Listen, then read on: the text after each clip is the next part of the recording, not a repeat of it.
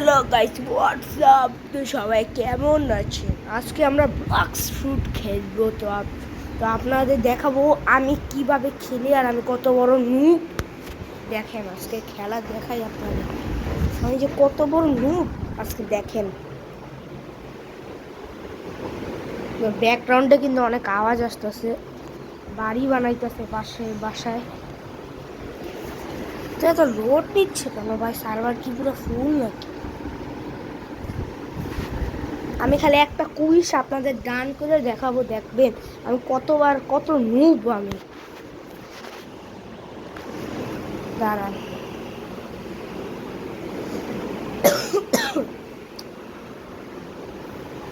তো আজকে আমি প্রায় 6 মাস ধরে ব্লক শুট খেলি।